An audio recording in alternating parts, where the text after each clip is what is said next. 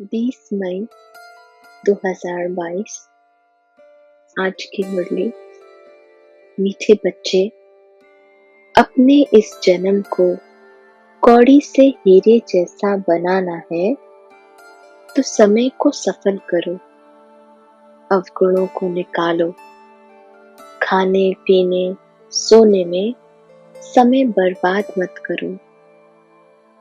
प्रश्न: मनुष्यों ने किस एक शब्द से सबको भगवान का रूप समझ लिया है? उत्तर: बाबा कहता, इस समय मैं बहुरूपी हूँ। ऐसे नहीं, यहाँ जब मुरली चलाता तो परम धाम खाली हो जाता है। मुझे तो इस समय बहुत काम करने पड़ते हैं, बहुत सर्विस चलती है।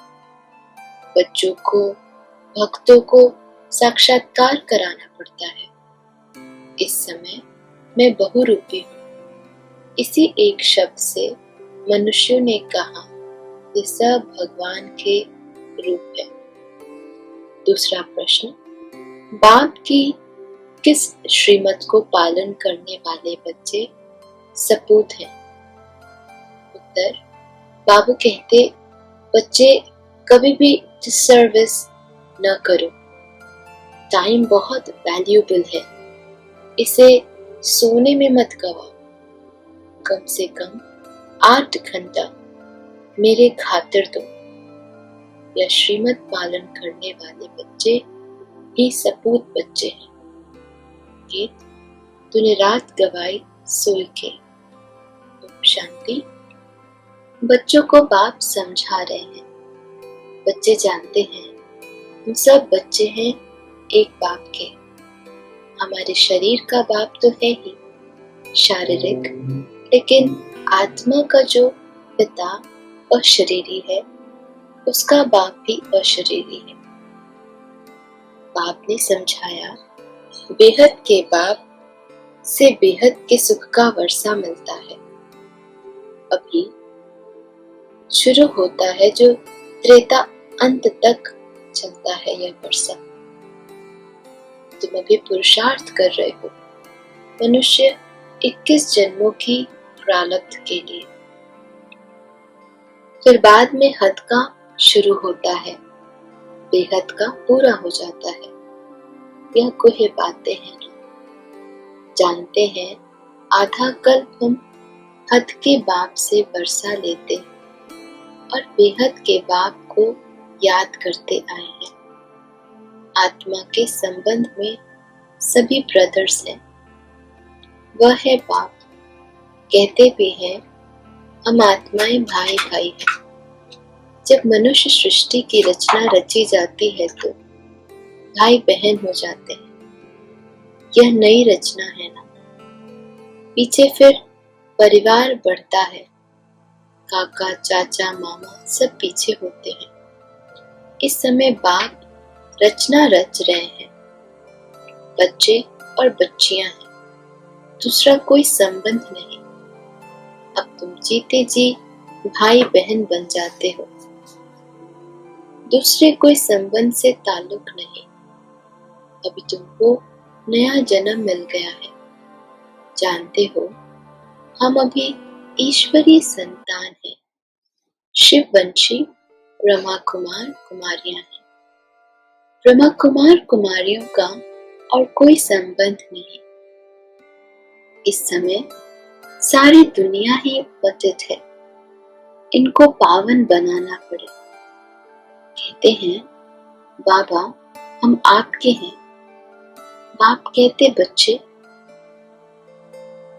भविष्य के लिए पुरुषार्थ करके अपना जीवन हीरे जैसा बनाना है।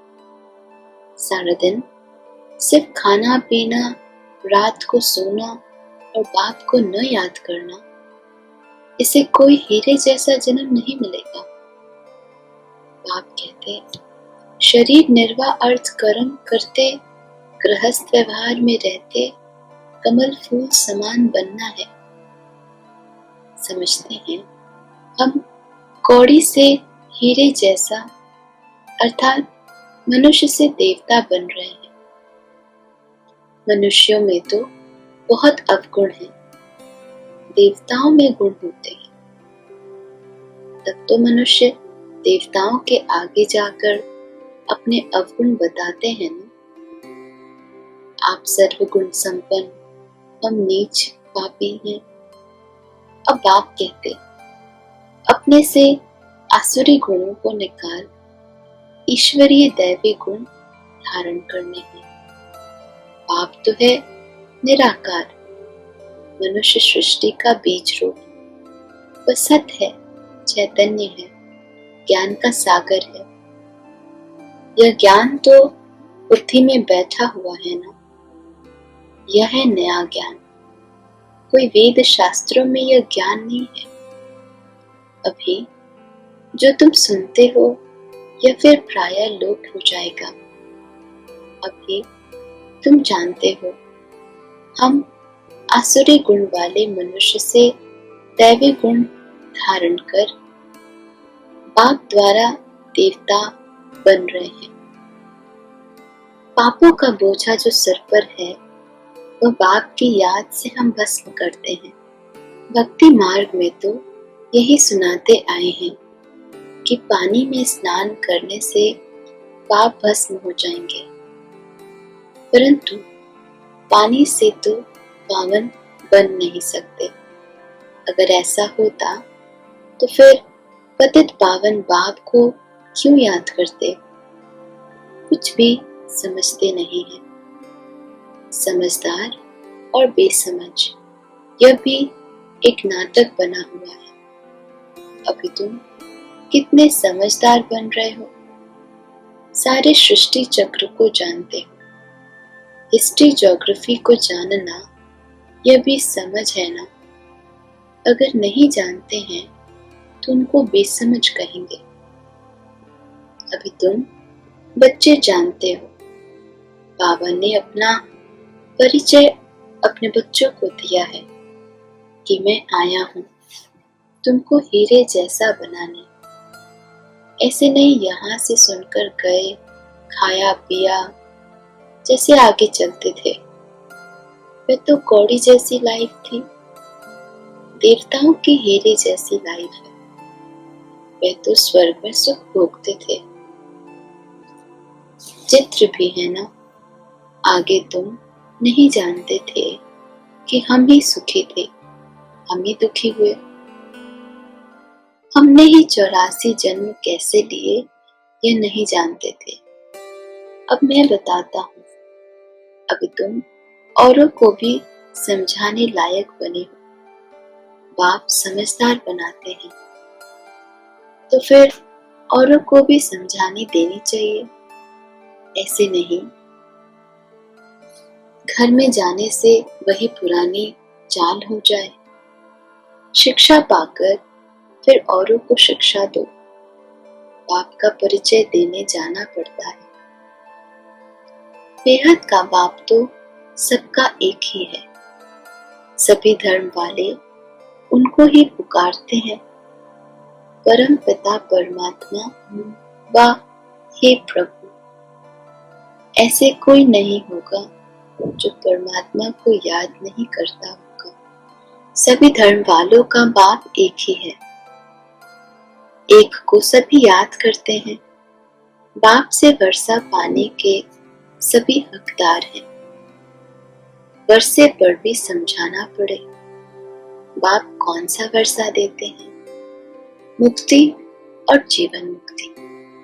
यहाँ तो सब जीवन बंध में है। बाप आकर सबको रावण के बंधन से छुड़ाते हैं। इस समय कोई भी जीवन मुक्त है नहीं, क्योंकि रावण राज्य है, देह अभिमानी है। देवताएं देही अभिमानी होने से जानते हैं हम आत्मा एक शरीर छोड़ दूसरा लेते हैं। सिर्फ परमात्मा को नहीं जानते। परमात्मा को जाने तो सारे सृष्टि चक्र को भी जान जाए। त्रिकालदर्शी तो तुम ही हो। ब्राह्मणों को ही बाप बैठ त्रिकालदर्शी बनाते हैं।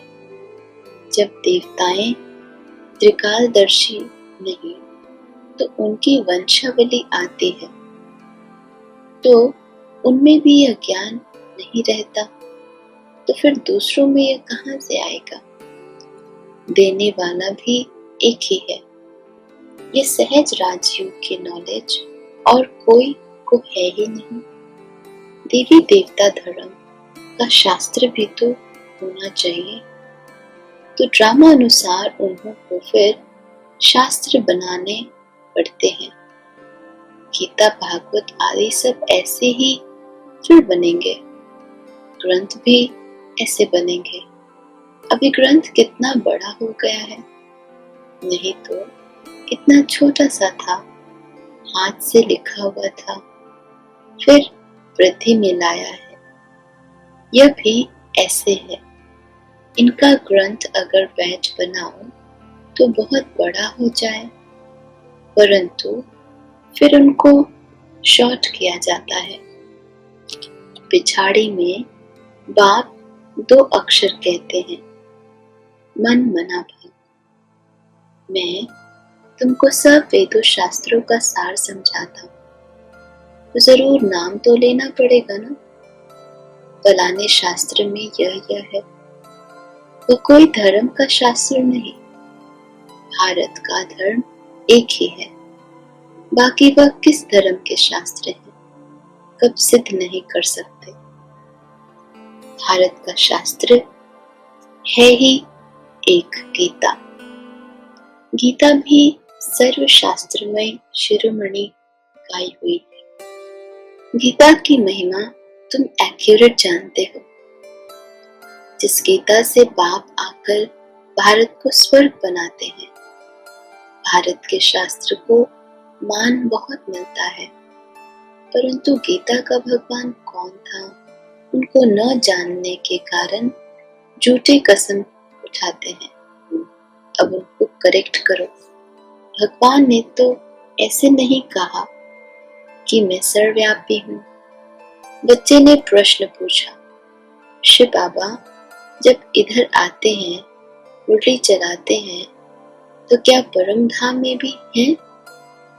बाबा कहते, इस समय तो हमको बहुत काम करने पड़ते हैं, बहुत सर्विस चलती है। कितने बच्चों को, भक्तों आदि को साक्षात्कार कराता हूँ। इस समय मैं बहुरूपी हूँ। बहुरूपी अक्षर से भी मनुष्यों ने समझा है। सब रूप उनके हैं, माया उल्टा लटका देती है, फिर बाप सुलटा बनाते हैं। तुम बच्चे अभी मुक्ति धाम में जाने का पुरुषार्थ करते हो। तुम्हारी बुद्धि है मुक्ति धाम की तरफ। ऐसा कोई मनुष्य पुरुषार्थ करा न सके जो तुमको बाप करा रहे। अब अपना बुद्धि योग वहां लगाओ। जीते जी इस शरीर को भूलते जाओ। मनुष्य मरते हैं तो कहते स्वर्ग पधारा, फिर भी रोते रहते हैं। बाप के जो सपूत बच्चे होंगे वही बाप के मददगार बन सर्विस करेंगे, कभी डिसर्विस नहीं करेंगे। अगर कोई डिसर्विस करते तो गोया अपनी करते हैं। बाबा कहते, मीठे बच्चे, ये टाइम बहुत वैल्यूएबल है। भविष्य 21 जन्म के लिए तुम कमाई करते हो। तुम जानते हो हम विश्व की बादशाही लेने के लिए पढ़ते हैं। कितनी भारी कमाई है, तो उसमें लग जाना चाहिए।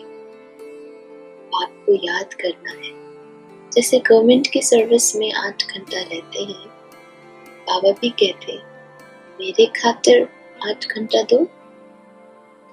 रात को सोकर अपना समय बर्बाद मत करो, दिन रात कमाई करनी है। ये तो बड़ी सहज सिर्फ बुद्धि की बात है। मनुष्य जब धंधे पर जाते हैं तो पहले मंदिर के सामने हाथ जोड़कर फिर दुकान पर जाते हैं। लौटते समय फिर भूल जाते हैं घर याद आता है, वह भी अच्छा है, परंतु अर्थ कुछ भी नहीं जानते।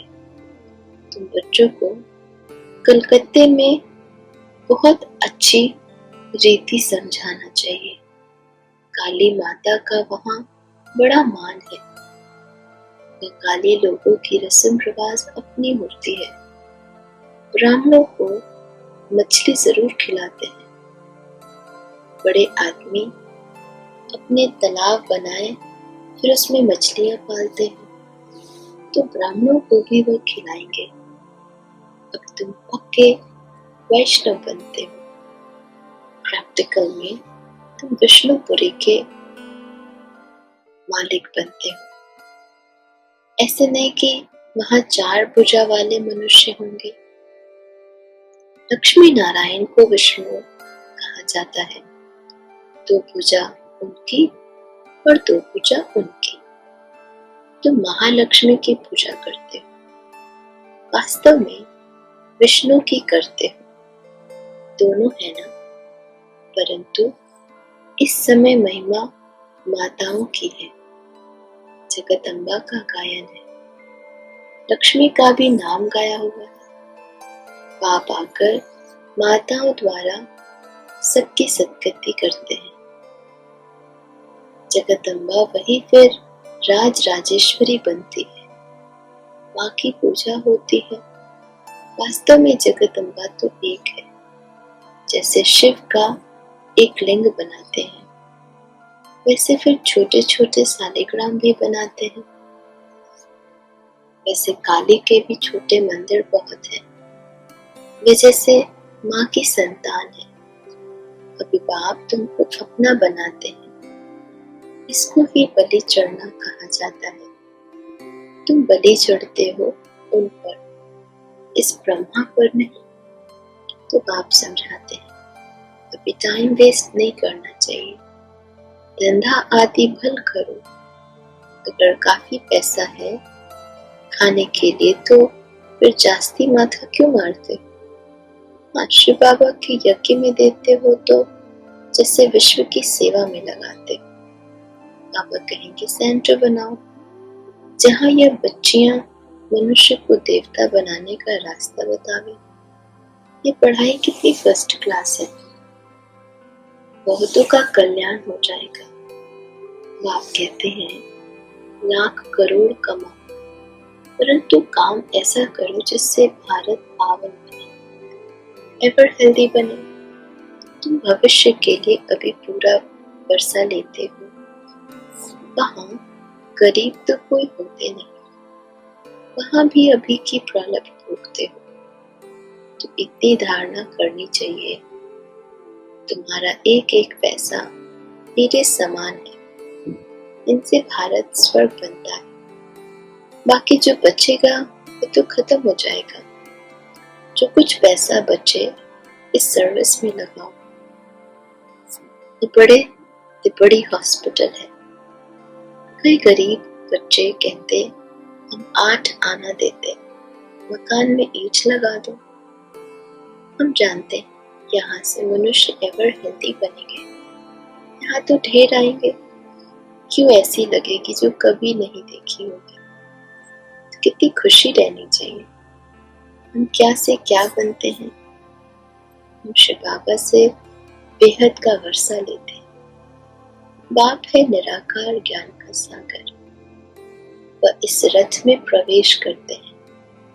तो बच्चों को बहुत रहम दिल बनना चाहिए, अपने पर भी और दूसरों पर भी रहम करना चाहिए। अच्छा, मीठे मीठे से खिलाते बच्चों प्रति माता पिता बाप दादा का याद प्यार रूहानी बाप की रूहानी बच्चों को नमस्ते। के लिए मुख्य सार पहला पॉइंट, भारत को पावन बनाने की सेवा में अपना तन मन धन सफल करना है। पैसे को हीरे समझ स्वर्ग बनाने की सेवा में लगाना है, व्यर्थ नहीं गवाना। दूसरा, भविष्य 21 जन्मों की प्रारब्ध बनाने के लिए दिन रात कमाई जमा करनी है। समय बर्बाद नहीं करना, शरीर को भूलने का पुरुषार्थ करना है। वरदान। अकाल तख्त सो दिल तख्त नशीन बन, स्वराज्य के नशे में रहने वाले प्रकृति जीत माया जीत भगो। विस्तार। अकाल तख्त नशीन आत्मा सदा रूहानी नशे में रहती है। जैसे राजा बिना नशे के राज्य नहीं चला सकता, ऐसे आत्मा यदि स्वराज्य के नशे में नहीं तो कर्मेंद्रियों रूपी प्रजा पर राज्य नहीं कर सकती। इसलिए अकाल तख्त नशीन सो दिल तख्त नशीन बनो और इसी रूहानी नशे में रहो, तो कोई भी विघ्न व समस्या आपके सामने आ नहीं सकती। प्रकृति और माया भी वार नहीं कर सकती। तो तख्त नशीन बनना अर्थात सहज प्रकृति जीत और माया जीत बनना। स्लोगन। संकल्पों की सिद्धि प्राप्त करनी है तो आत्मशक्ति की उड़ान भरते रहो। शांति।